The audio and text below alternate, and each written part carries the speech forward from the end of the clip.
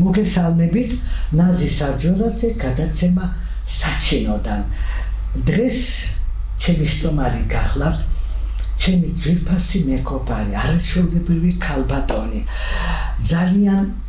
გამოჩენილი ადამიანი, შვილი და ის გვიამბობს მისი გვარის გენეალოგიაზე. ეს ძალიან მიმაჩნია, ძალიან კარგია, რომ საიდან მოვდივართ, ვინ არის ჩვენი წინაპრები და სწორედ ქალბატონმა ფლორამ შეადგინა ეს არაჩვეულებრივი წიგნი, სადაც მისი გვარი, მისი წინაპრები არიან და გვიამბობს ამ შესანიშნავ პიროვნებების შესახებ. თქვენი სახელით მე მას დიდი სიყვარული და პატივისცემით მივესალმები. დიდი სიყვარული მაქვს თქვენთან, ქალბატონო ფლორა და დიდი ხანია გისურვებთ დახვით 15 წლის მეგობარი ბრძანდებით და უნდა მიამბოთ, სხვათა შორის თქვენ მე კარგი გაგებით მიბიძგეთ, რომ მეც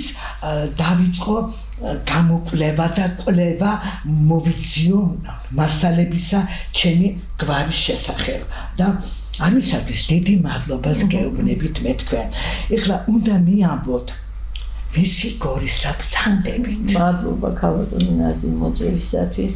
მივესალმები ჩვენს მაყურებელს და ეს ჩვენი წინაპრები იმერეთიდან სამეგრელოში იმერეთიდან სამეგრელოდან გადმოსახლებულა ნილურის სალოცავიდან კერძოდ იქ უსიამოვნება შეხვედრია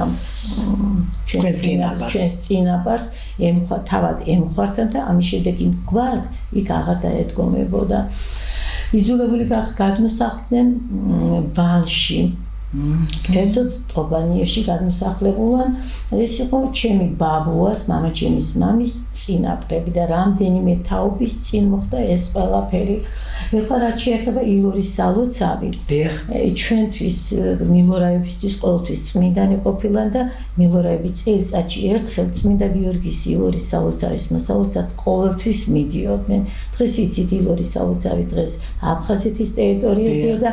ვისურვებდით ალბათ თქვენ, ჩვენ მთელი საქართველო, რომ ისევ შეგვეძლოს თავისუფლად და მოვილოცოთ ეს ჩვენი უნიკალური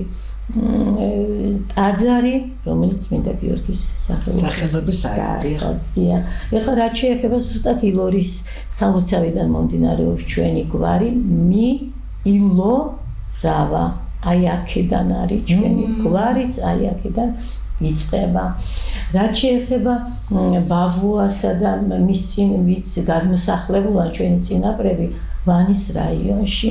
კარგად მოგეხსენებათ მას, როცა ვახსენებ და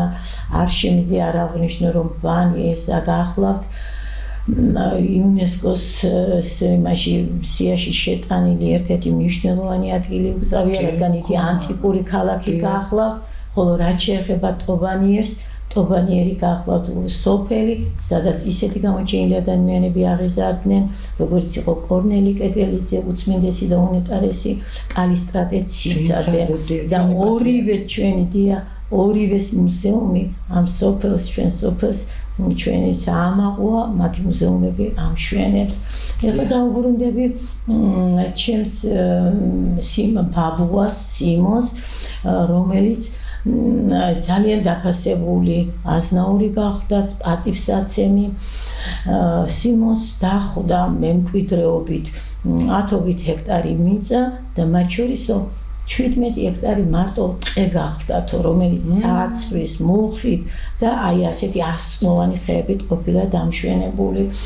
ბაბუას თურმე ესე იგი ნადირფრინველით ხომ სავსე იყო, ეს გადმოცემის თანახმად რა თქმა უნდა, სადაც სეზონურად თუ ინადირებდნენ, თორე ამის გარეშე იქ შესვლის უფლება არავის არ ქონდაო. ეხლა რაც შეეხება ჩემს ბაბუას შესახებ შეიძლება ვთქვათ, რომ მისი სიმონ ბაბუას მეუღლე პირველი მარგველაშვილის ქალი გახდათ, რომელთანაც 6 შვილი შეძენია და მე-6 შვილის მშობიარობას დედა გადაყოლია. ბაბუას დიდხანს უგლოვია სიმონს, მაგრამ მე იძულებული გახდა ცოლი შეერთო და არჩევანი, აქვე ახლოს ციხესულორიში, ავალიანების ოჯახში. მისი ოჯახში აღზრდილ ქალს ეფროსინეს შეაჩერეს. ბაბუა იმდენად წარმატებული, გარეგნულადაც ისეთი ვაჟკაცი იყო ცნობილი ტერიტორია იმ ადგილებში, რომ ვერც ბებიას ოჯახმა ავალიანებმა უარი ვერ უთხრეს და ვერ თქვენ წარმოიდგინეთ ბებიაჩემმა ეფროსინემაც ვერ უთხრა სიმოს უარი და მათი აი ეს ოჯახი და ასე აღმოჩნდა მილორაევის ოჯახში ბებიაჩემი ეფროსინე ავალიანის ქალი, რომელსაც ოჯახში 6 შვილი დახვდა. ბებიას ეგონა ბებიას მისვლისთანავე ციცას ის პატარა გოგონა, რომლის მშობიარობას მარგველაშვილის ქალი გადაყვა, ციცას გაღვიძებულისთვის უთქვია, ნახე დედა შენი მოვიდაო და ქსენია მამიდა ეხლაც კი იგონებს და მასაც ახსოვს რომ წამოხდა რა ფეხზე და უთქვია მე ხო ვამბობდი შენ დედა ზეცაშია მეუბნებოდენო და თურმე თქვენ აქ ყოფილხარდო და იმის მიერ რო ჩაეკრა გულში რაღაც განსაკუთრებული დედაშვილობა გქონდათ. ეხლა რაც შეეხება ბებიაჩემს ეფროსინეს ბაბუასთან 5 შვილი შეეძინა, მაგრამ მიუხედავად ამისა მას აი გერებათი შვილები არ ჩაუთვლია. 11 შვილის დედობა ისე იკისრა, რომ ჩვენ აი მე არც მახსოვს თუ ის სხვადასხვა დედის შვილები იყვნენ, როგორც იყო პარასკევა მამი და ლიდა მამი და ბაბუას მიწები განაწილებული ჰქონდა და აპოლონი, შალიკო და აი ესენი დასახლებული იყო იქვე ტობანიერში, თავის ირგვლივ ყავდა დასახლებული და ბებია ყოველთვის და ყველას სრუნავდა და მეც აი პატარობისას ვიცოდი რომ ესენი იყვნენ და მართლაც ასე იყო. ეხლა რაც შეეხება შემდეგი პერიოდი შეიძლება გავიხსენოთ იმით რომ ბაბუა გარდაცვლილა. ბაბუა გარდაიცვალა, რაღაც მოულოდნელად იყო მისი გარდაცვალება და ბებია იძულებული გახდა ამ შვილების მსრუნველობა, მართალია უმრავლესობა გათხოვილი იყვნენ, დაცოშვილებულები იყვნენ, მაგრამ მათთვის მსრუნველობა არ მოუკლია თავის სიცოცხლის ბოლომდე. ბებიაზე შემიძლია კიდე რაც ჩემს მეხსიერებასა და ჩემი დის მედიკოს მეხსიერებაში შემოჭრა და ეს ჩვენ წიგნში მოგონებებში დიახ ამ წიგნში ჩავწერეთ. გახდათ ის რომ ბებია ძალიან ესე იგი მცენარეული სამკურნალო მცენარეებით მკურნალი იყო და ეს თავის ოჯახის ავალიანებიდან მოდიოდა აი ეს ტრადიცია, რომელიც ბებიამ აქ მილორაებშიც გააგრძელა ეს ტრადიცია და უამრავი ესე იგი ეს იყო წითელი ქარი, ეს იყო ეპილეფსია და მახსოვს ეპილეფსია და რა თავარია ბავშვები მოყავდათ საყმაწვილო წამალი მაშინ ძალიან ისე იყო და ბავშვებს შველოდა და ბევრი ძალიან ბევრი იყო გარდაცვლილი ბავშვები. ბევრი ბავშვები, მაგრამ აი ბებიასთან მეზობელ სოფლიდანაც და სხვა რაიონებიდანაც მოდიოდნენ მე ეს ჩემ მეხსიერებაში კარგად მახსოვს. ეხლა შეიძლება ვთქვათ რომ ბებიასა და ბაბუას დამოკიდებულება. ეს იყო ბებია იგონებდა რომ მე არ მახსოვს რომ სიმოს მეუღლეს ჩემთვის ქალბატონო ეფროსინეს გარეშე მოემართოსო და არც მე ისე გარდაიცვალა რომ ბატონო სიმონის გარეშე და მისთვის მიმემართოსო. აი ასეთი სიყვარული, თანაგრძნობა და თანამეგობრობა, პატივისცემა ჰქონდა და სხვათა შორის ეხლა ცოტა გადახვევას გავაკეთებ იმითი რომ როცა მე ჩემს სამსახურში თბილისის საკრებულოს განათლება კულტურის კომისიაში თქვი რომ აი ბებია აი ასეთი პატივისცემით მიმართავდა თავის მეუღლეს და საპასუხოდ მისგანაც აი ასე იყო მთელი ცხოვრება მეთქი ჩვენი სამდივნოს უფროსი მაშინ გახდათ ახალგაზრდა მწერალი ტოლვილი აფხაზეთიდან ირაკლის შამათავა რომელმაც აი ძალიან მთხოვა რომ ბებიაზე მოგონებები დაწერე ყველაფერი გაიხსენეთ და მართლაც აქედან მინდა მადლობა გადაუხადო ირაკლის შამათავას რომლის დამსახურება გახლავთ რომ ამ საკითხს ჩვენ ჩაურჯექით მე ჩემი და ჩემზე ბევრად უფროსია და იმას ბევრი რამე ახსოვდა და ჩემ უმცროსი დაც დაგვეხმარა ფილოლოგია იგი და რედაქტირება გაუკეთა ციკლს და მთლიანობაში აი ეს სიმონ მილოროვაშ თანამომავლობამ ჩვენ მომავალ თაობებს იმედია კარგ რამეს დაუტოვებ. ძალიან კარგია. ეს იმდენად მე თქვიკიდება წერან როდესაც რომ ამან მე გამიჩინა იმის სურვილი რომ აი მეც დავწერო ესა რომ საიდან მოვდივარ ვისი გორისა ვარ ხო ეს აუცილებელია ნეტავი ბევრმა გააკეთოს ეს თუ დიდი ტირაჟით არ გამოვა და არ იქნება ხა ძალიან დიდი ტექნის ფურცელი ანუ ნათაბახის ფურცელზე მაგ დაუბარი იყოს ცოტა თუნდაც 20 გვერდი ხო იყოს მაგრამ იყოს იმიტომ რომ არ დაიკარგოს აი ის პატარა რაღაც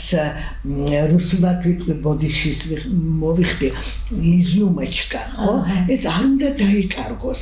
ყველაფერი რაც ნიუანსები არის გვარ შორის და ურთიერთობებს შორის ხო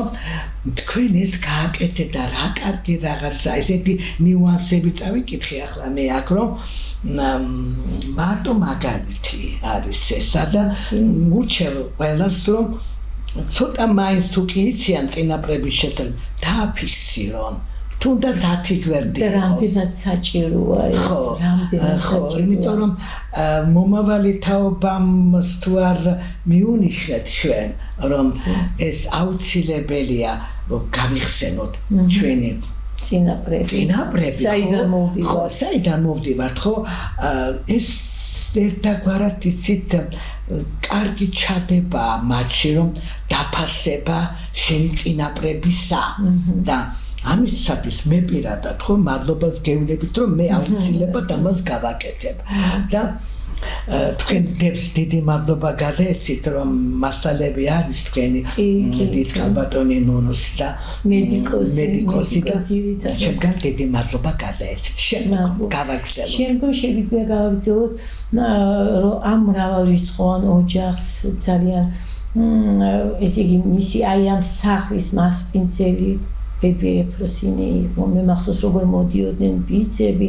ეს შვილები აპოლონი სიმონი და ასე შემდეგ და როგორ ვიყავით და ჩვენ როგორ მივდიოდით მასთან ბებიას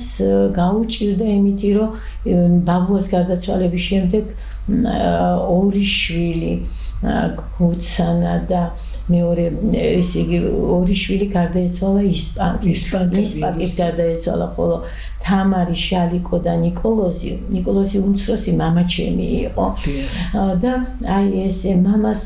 ბაბუას მისი მამის გარდაცვალება ძალიან ისე ახსოვდა ძალიან აი რო იტყვიან 2-3 წლის იყო ალბათ რო აი მამა კი და არ ახსოვდა მამას ყველა მამა ნიკოლოზი გახდა საფიცარი ამ ყველასი რომ ოჯახის გვარის გამგრძელებელი ნიკოლოზი მამა პედაგოგიური სასწავლებელი დაამთავრა და იქ მეზობელ მიქელეფონის სკოლაში დაიწყო მუშაობა სკოლის დირექტორად იქ მოხდა ამასობაში ეს აი თქვენი მამა აი ამ ეს დამსახურება ამაზე უნდა მეამბო მაგრამ სანამ მაგ დამსახურებაზე გეტყვით მამამ ძალიან რთული რამ გადაიტანა და იმ დირექტორობის დროს მიქელეფონის სკოლაში ფიზკულტურის მასწავლებელი დაიჭირეს რომელიც მამასთან მეგობრობდა და რა თქმა უნდა იმ სოფლის მაცხოვრებელი იყო და არც გაუსამართლებიათ ვანში არის გადიდის გორა და ტროცკისობის აი ამ მუხლის მიყენებით იმ დღესვე დაუხრეტიათ ის პიროვნება რამდენიმე დღე გასულა და ყველანი გაკვირებული იყვნენ მსგავსი არაფერი არ ყოფილა აი ახლა რომ ყოფილიყო აი იმ პერიოდის იმ საწინააღმდეგო რაიმე არ გაუვლია რამდენიმე დღეს და მამას დაუჭერიათ დედა და მამა ორივე იმაშვებოდნენ რომ ხო ეგონათ რომ არაფერი არ იყო არანაირი საშიშროება არ ელოდათ მაგრამ საქმე არც ისე იოლი გახდა და ამიტომ ბებია ეფროსინემ რო იტყვიან რკინის კალამანი ჩაიწვა ჩამოვიდა თბილისში აი მამას ბაბუას უფროსი ქალიშვილის პარასკევას შვილი გიორგი გოგოძე გრიშა გოგოძესთან მივიდა და მისი ქვისტი იყო შინაგან საქმეთა სამინისტროში მუშაობდა იმ პერიოდში და თხოვა რომ აი ძალიან გთხოვთ უნდა მიშევოთ არანაირი დანაშაული მას არ გააჩინია ოღონდ შვილი არ დამეყუპოსო და მართლაც ალბათ საგინაშვილის დამსახურება იყო რომ მამა გაუსამართლებლად მარტო ამიტი როცა მართლა არაფერ შვაში არის ისიც გაკურებული იყო ის რატო დაიჭიეს აი ასეთი უსამართლობა გახდათ მაშინ და მამა 3 წელი ციმბირში გადაასახლეს 3 წელი იყო ციმბირში იყო 3 წელი ამ დროს მე მინდოდა აღმენიშნა ისიც ჩემი და მაგრამ მანამდე მამამ ცოლად შეიცურთო თავისი პედაგოგი დედა ჩემი რიმა ყერელიშვილი და მისგან ძალიან კარგად ცხოვრობდნენ და მოხდა ის ამბავი აი ესეთი ამბავი შეემთხვათ დედა ბავშვი და მოკიდა ხელი ჩემს პატარა დაიკოს და თბილისში უნდა წამოსვლა და სამტრედიაში რკინიგზის სადგურში ერთი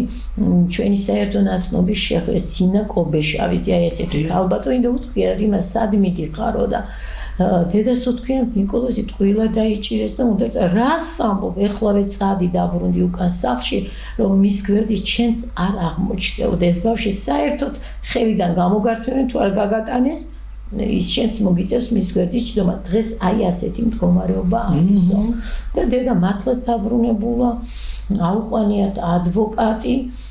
და მამას ბაბუას მამა ჩემი დედა ჩემის დედას ხარები გაუყიდია ადვოკატი დაუქირავებია რადგან დედა უკვე სამსახურიდან განთავისუფლებული იყო როგორც ტროცკის დედას პედაგოგი იყო ტროცკის მეუღლე ტროცკი აი ესეთი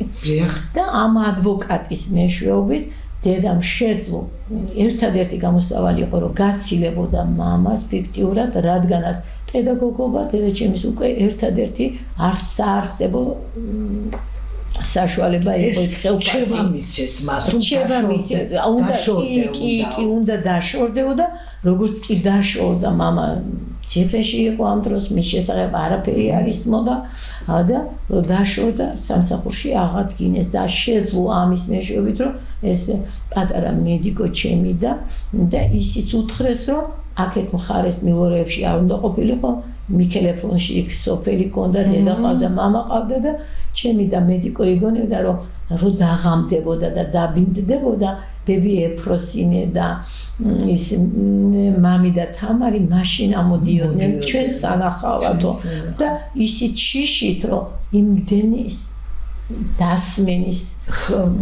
დასმენა კი რომ შეიძლება დაესმინათ და ეს ყველაფერი ესე დამთავრებული იყო 3 წლის მამა დაბრუნდა ციმბირიდან მაგრამ სამსახური შოვა რა თქმა უნდა გაუჭირდა და აი მაშინ იყო რომ მან ჩააბარა ბათუმის რა ინფორმაცია გაქვთ მამა რომ 3 წელი კონდა მიჟილი მას რატო გაანთავისუფლეს ანამის არა ვერ დაუმტკიცეს მამას და ეს ზუსტად მამას ვერაფერი ვერ დაუმტკიცეს არც არაფერი იყო დასამტკიცებელი არც ის ახალგაზრდები ვითომ და საერთოდ არანაირი არაფერი შეიძლება შეში მაგრამ ვიღაცა დაასმინა და ამის მეშვეობით განუკითხაობა იყო და ამ განუკითხაობაში როგორც იქნა ესეთ ბებია ჩემის ეფროსინეს დამსახურება გახდათ რომ მამა ვერც დაუმტკიცებდნენ ვერაფერს მაგრამ თურმე იქაც იყო საჭირო რომ ვიღაცისთან სიმართლე დაგემტკიცებინა ესეც არის ალბათ კარგია რომ დამტკიცდა ეს სიმართლე რომ არანაირი შეხება და ურთიერთობა არ ქონდა მამას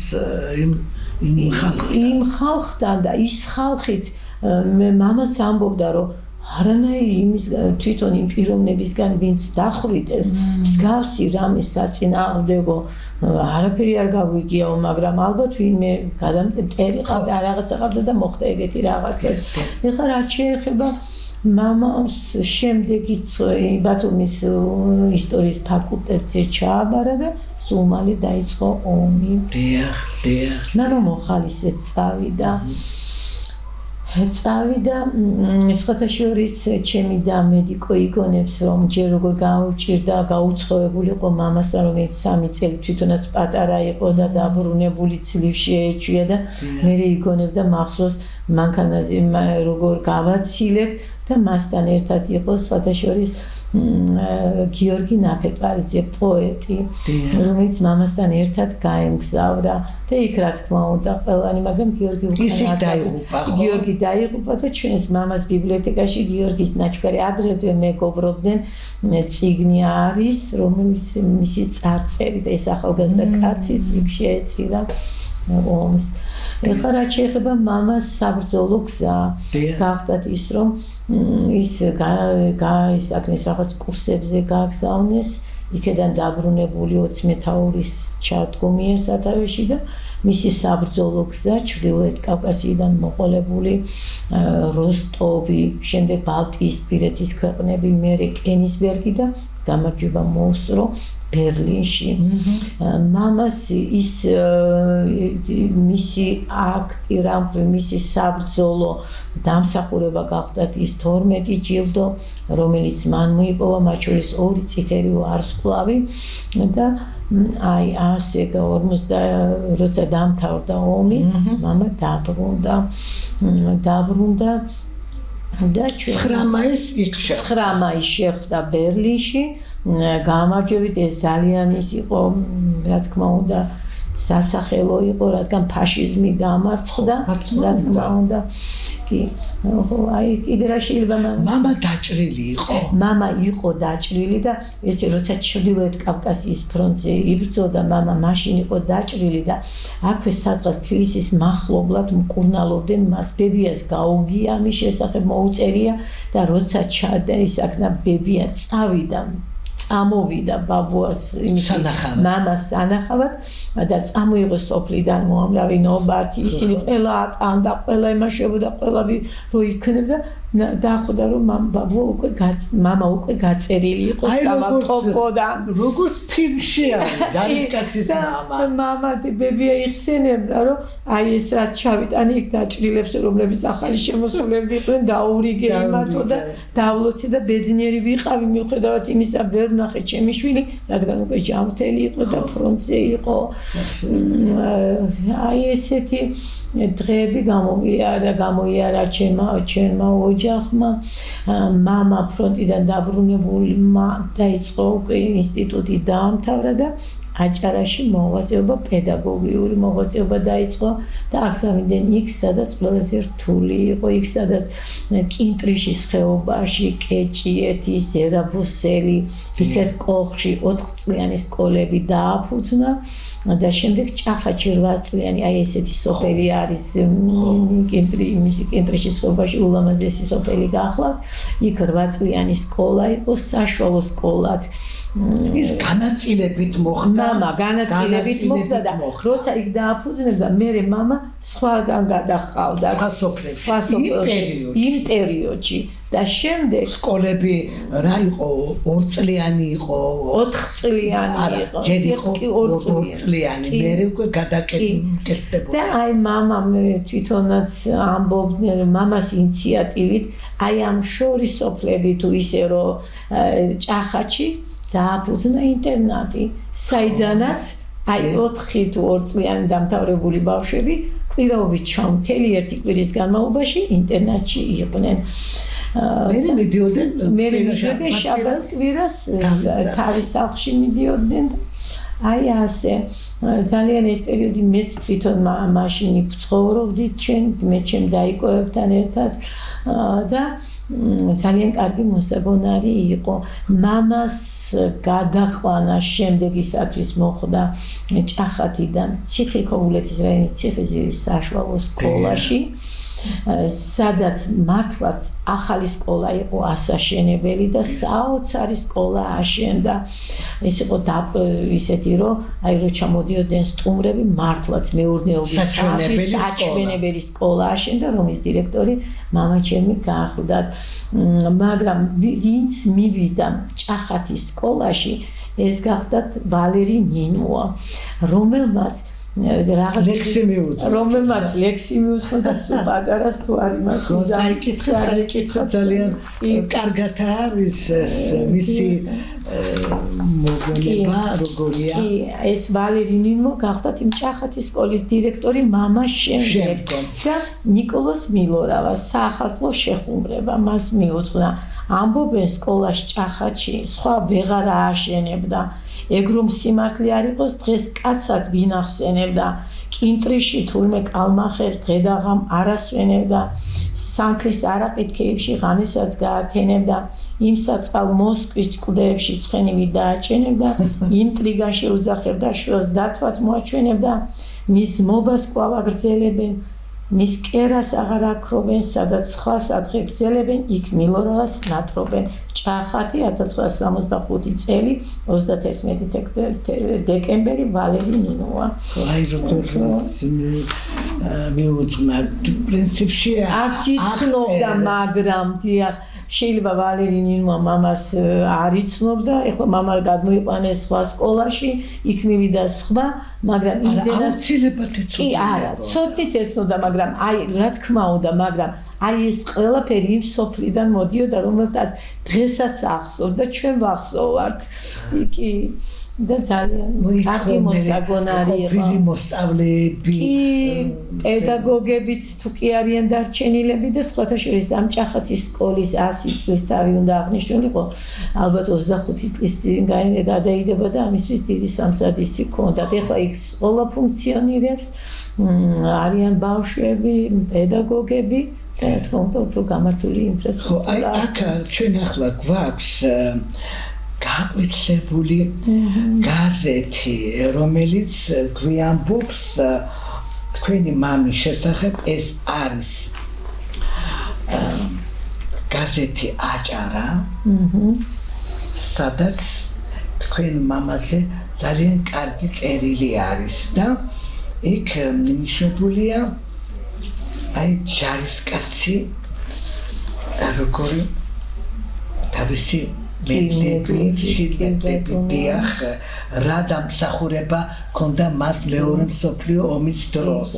და მთელი წერილი არის და კარგია რომ შემონახული გაქვთ ეს არაჩვეულებრივ რაღაც და აი კიდევ მინდა ვაჩვენო თქვენი მამის დამსახურება რომ ჩვენ დღეს მშვიდობა გვაქვს და ყველა ის ჯარისკაცი ვინც შეეწირა პირადად მე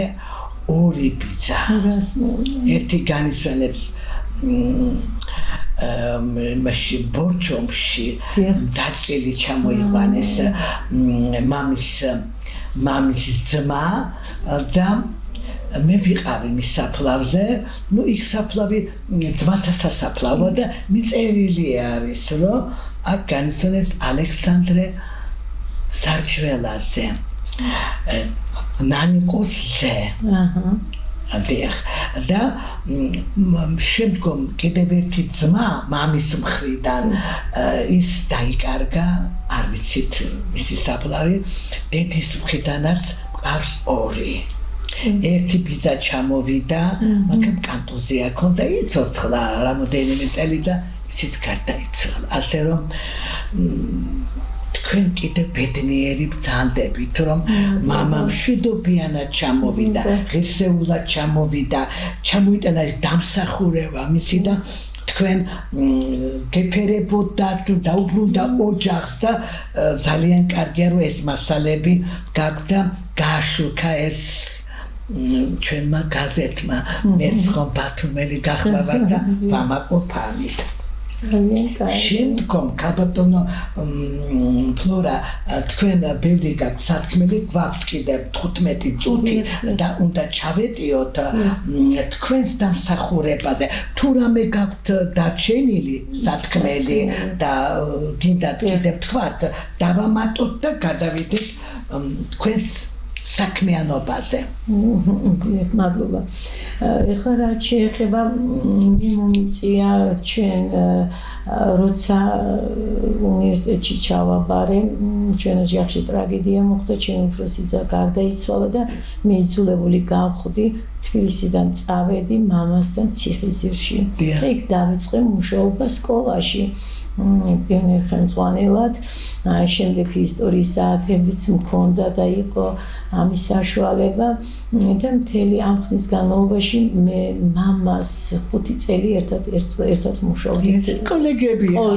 ვიყავით და იცით რა, მე თვითონ მომიწია სკოლის ხელმძღვანელობა და ის გამოცდილება, ის შემართება,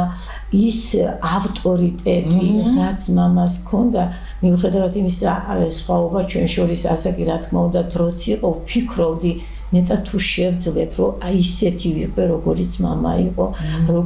როგორი ეცაბჭოები ჰქონდა, როგორი თათბირები ჰქონდა, როგორ მართავდა სკოლის მართვა, როგორი გახდა ძალიან ძნელი და ძალიან ძნელი, მაგრამ მამა სამაგალითო იყო და დღესაც მამა ჩემი, აი ჩემი მისი რო იტყვიან მის გვაკვალულ გზაზე ვიარე მეთქი. შემდეგ მოხდა ისე, რომ ჩემი უფროსი და ჯერ როცა ჭახათში იყო სკოლის დირექტორი, მოხდა ისე, რომ ნოღაიდლების რძალი გახდა უფროსი და მედიკო, რომელმაც პედაგოგიური ინსტიტუტი დაამთავრა, ბაღის გამგედ მუშაობდა და 2 შესანიშნავი შვილი ლევანი და ლია გააჩინეს. მოხდა ისე, რომ ჩემი ოჯახში, აი ჩვენი ტრაგედიის შემდეგ მამა ჩემის მეგობრის და დედაჩემისა და მამა ჩემის კლასელები გახდათ კალე სანიკიძე და მათი აი ჩვენი აი ამ ამბებში შეხვედრის დროს გავიცანით მისი ვაჟიშვილი, ერთი ნაბოლარა ვაჟი, ჯონდოსან ეს ჩემი მეუღლე, რომელიც მაშინ პოლიტექნიკური ინსტიტუტის ასპირანტურას ამთავრებდა. 4 წელი იყო სხვაობა და ჩვენი ბედი მამას ძალიან დიდი სიხარულით და მხარდაჭერისა და სანიკიძეების მხარდაჭერით ჩამოვედით თბილისში და გავაგრძელეთ ცხოვრება მონტინის ქუჩაზე. აქვე დავიწყე მუშაობა 9 ძმის ქუჩაზე, მესამე სკოლაში, ჯერ ისტორიის მასწავლებლად, მერე დირექტორის მოადგილე და ჩემ დროს დირექტორი გახდათ შესანიშნავი ადამიანი გიორგი მჭედლიძე, რომელიც ყველა პირობას გვიქმნიდა იმისთვის, რომ ვემუშავა. მან მის მოადგილედ გადამიყვანა ამ მცდელობით დარგში. თან ისტორიის გაკვეთილებსაც ვატარებდი და აი ეს ამას დაემთხვა 90-იანი წლები, როგორი მძიმე წლები იყო, ძალიან კარგად გახსოვთ ის აფხაზეთის ომი და ასე შემდეგ და მე გახლდით ოთარ ლორდ-ქიფანიძე, იცით თქვენ ვანიდან გახლავთ, მისი სტუდენტი ვიყავი და ძალიან უყვარდა და ერთი დღეს შემთხვევით არქეოლოგიის ინსტიტუტის წინ შევხვდი ბატონ ორთქას და მითხრა, რომ აი მოდი ფლორა ნახე რა გაჩვენო და ავედით მასთან და მითხრა დმანიში შუა საუკუნეების არქეოლოგიური გათხრები მიმდინარეობს და იქ სხვა ფენაც აღმოჩნდა, სადაც მას შემდეგ ჩვენთვის კარგად ნაცნობი ზეზვასი უძველესი სამარხი აღმოჩნდა, რომელიც შემდეგ ზეზვასა და მზიას სახელით გახდა ცნობილი და მაშინ თქვა ბატონმა ოთარმა, რომ მე ახლა მივდივარ გერმანიაში ვარ მიწვეული სიმპოზიუმზე და ამას გავაჟღერებ. მართლაც რაღაც ერთ თვეში გერმანელები ჩამოვიდნენ, ნახეს, რომ ადამიანთა განსახლება სამხრეთ აფრიკიდან მიდიოდა დმანისის გავლით და ჩვენ ტერიტორიის გავლით ევროპაში და ეს დამტკიცებული იქნა მეცნიერულად, რა თქმა უნდა. და ამან მომცა იმის საშუალება, ძალიან კარგი მოსწავლეები მყავდა, ვითაც ძალიან უყვარდათ ისტორია და დავიწყეთ აი უძველესი ადამიანი და მუზეუმის შექმნა. აი ეს მუზეუმი არის ხო კაბატონო? კი, აი მუზეუმის ერთი ფრაგმენტი გახავთ, 4 მხარე იყო, აი კრწანისიდან წიწამურამდე. აი ეს პერიოდება ჩემოსწავლეებთან ერთად დავყავით და დავიწყეთ. აი აი სურათზე არის წარმოდგენილი და დავიწყეთ უძველესი მასალები ეს მასალები მოხდა მის მოძიება ამ მასალების მოძიება თქვენ წარმოიდგინეთ ისეთი ჯგუფი ისეთი კლასი მყავდა ისინი რამდენიმე კლასშიც ვასწავლიდი რომ და თქვენ წარმოიდგინეთ პედაგოგების და ყველას მეშვეობით ჩვენ შევაგროვეთ საკმაოდ დიდი მასალა შეგვიგროვდა მარტო 18 რუკა იყო და იქ ხაზვის მასწავლებელი მყავდა ნანა გოგიჩაიშვილი რომელმაც აი ეს რუკები ბავშვების თავზე ადგა და ვიტყვიან 18 რუკა გამზადდა რომელიც აი ამ ყველაფერს იმაშვებოდა მიმართულებას აძლევდა რომ ბავშვებისთვის მისაღები ყოფილიყო სასწავლო პროცესი ყოფილიყო და მე ავდექით და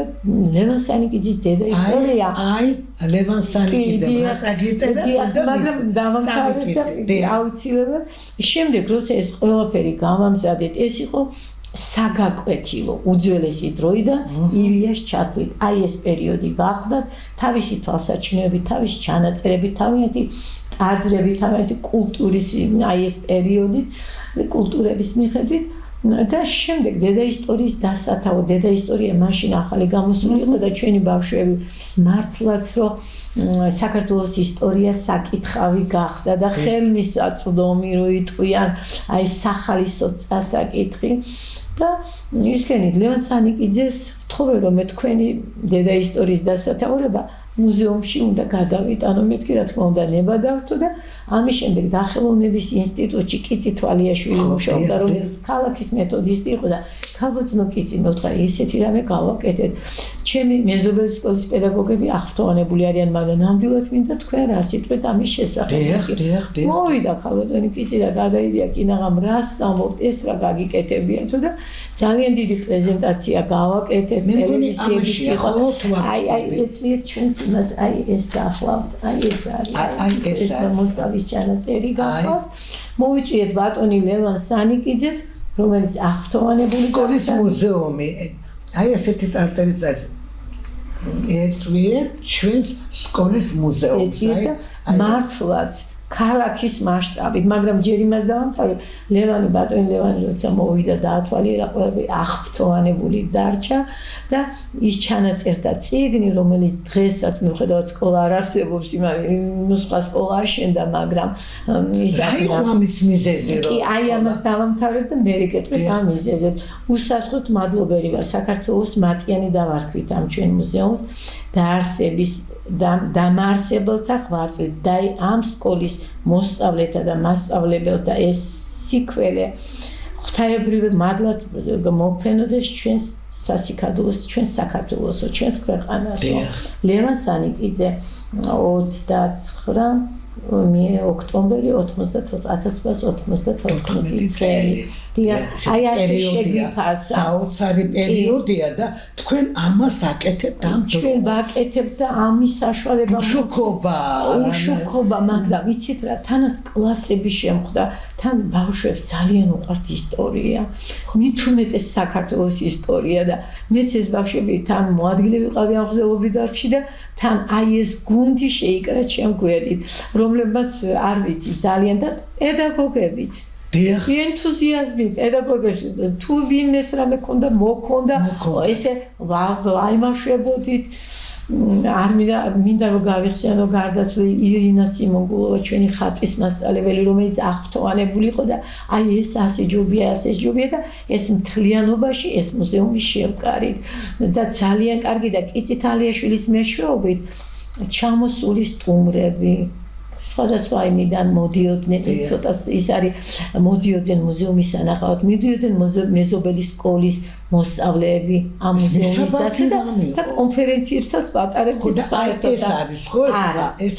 ეს სხვა რამეა აი ასე მოხდა ჩემო კარგო ამას დაემატა ის რომ იაკობ გოგებაშვილის პროექტი გახლდათ სკოლებში კონკურსი გამოცხადდა იქ მყავდა შესანიშნავი პედაგოგი დაწყებითებში ეს გახდათ რუსუდან ფანჯიკიძე რომელთან ერთად ჩავებით ამ კონკურსში და ესე იგი ქალაქის მარის მედალი დაიმსახურა ჩვენმა სკოლამ იაკობ გოგებაშვილის მუზეუმმა აი ასეთი სკოლა მქონდა და მოხდა ის რომ 2000 წლის შემდეგ შეიცვალა ყველაფერი, შეიცვალა იმით, რომ ისაქნეს სკოლების ოპტიმიზაცია წავიდა. მე მეგონა ეს უკვე სააკაშვილის პერიოდია. სააკაშვილის პერიოდია და ამ ჩვენ მუზეუმს დაემატა ისიც, რომ მუზეუმში ჩვენი სკოლის შესანიშნავი პედაგოგების დურმიშხან ძამუნაშვილის და გენრიეტა ძამუნაშვილის შვილი და ჩვენი მოსწავლე ზურაბ ძამუნაშვილი, რომელიც მართლაც ნამდვილი პატრიოტი ვაჟკაცი გახდათ, თავის ძმასთან და მამასთან ერთად გაემგზავრა ფრონტზე აფხაზეთის ომში. აფხაზეთის ომში სოხუმის დაცემის დროს ის კასპიის ბატალიონის ხელმძღვანელი ტანკისტი გახდათ. ეს ტანკი აფეთქდა და სურა დაიღუპა. სურას დაღუპვის შემდეგ მოვიდა ბევრი პერიოდი გავიდა და იმ პერიოდის გასვლის შემდეგ როცა მართლაც გავიგეთ რომ იგი გარდაცვლილი იყო, თუმცა უკვე გადმოსვენებულია და აქ თავის ძმათა სასაფლაოზე და საფლავებული გახლავთ. ისაქნა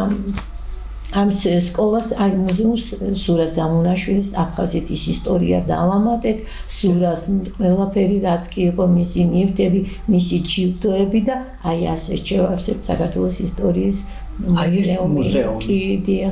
და რატომ მოხდა ამის ასეთი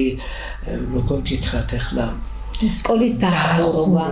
ეხლა რა მოხდა? მე მაშინ სკოლის დირექტორიც გახდით, მოხდა ის ამბავი, რომ წავიდა სკოლების ოპტიმიზაცია. ეს იყო ნაციონალების პროგრამა, რომ რაც შეიძლება ნაკლები სკოლა ყოფილიყო, უფრო კერძო სკოლაში გადასულიყვნენ ბავშვები, მაშინ, როდესაც კერძო სკოლაში ესწავლათ ბავშვებს და დაახლოებით ერთი ან ორი სკოლა ყოფილიყო რაიონში, სადაც სოციალურად დაუცველები ისწავლიდნენ.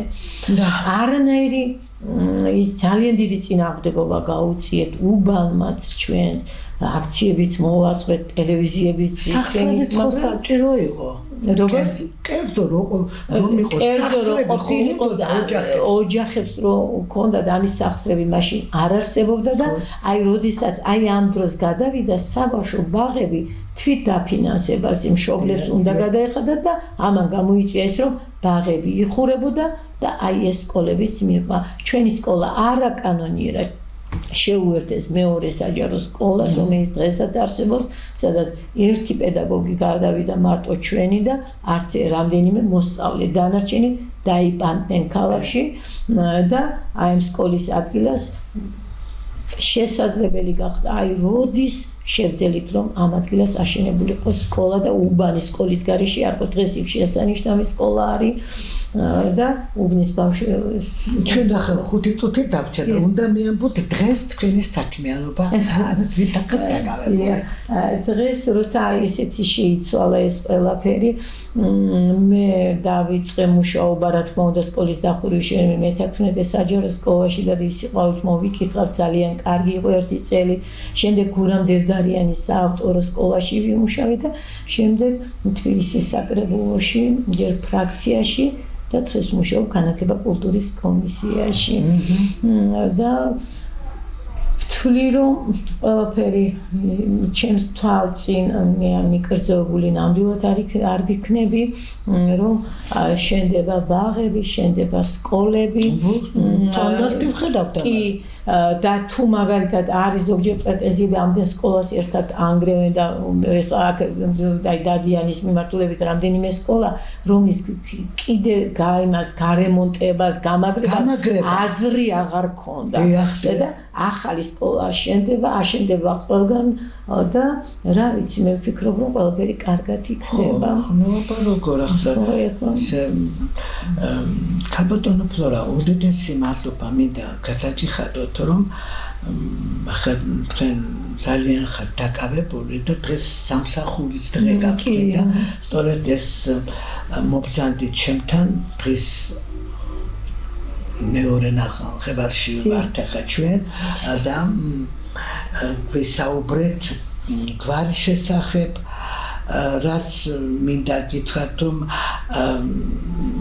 უნდა იცოდეს ყველა ზეგან კიდევაც ვთქვი რომ უნდა ვიცოდეთ საიდან მოვდივართ სად მივდივართ ხო ეს ძალიან საჭირო რაღაცა არის და მე ვიტოვები მეც იმისა რომ როდესაც ნახავენ ჩვენს გადაცემას იქნებ სურვილიც გაუჩნდეს იმეს რომ ვისაუბროთ გვარზე თუ ჩვენს გენეალოგიაზე ეს ძალიან კარგია და მინდა რომ გისურვოთ წარმატება პირველ რიგში მოდი ვთქვათ ჯანმრთელობა და წარმატებული თქვენი საქმიანობა რაც თქვენ უდგეხართ სათავეში თქვენ სამსახურში წარმატებები ქონებოდეთ ხელი შეშლა არ ქონებოდეთ არა მისაგან და თქვენ საქმეს ისე აკეთებდეთ როგორც თქვენი განათლება და თქვენი სინთეზი და ნამუსი კეთვით ძალიან დიდი მადლობა რომ მოგწანდით და ჩემს ვერფას მაყურებელს დავამშვიდობები ვეტყვი მადლობას რომ მოგვისმინეთ ნახვამდის მომავალ შეხვედრამდე მადლობთ გაბატონო ნანსი ძალიან მადლობა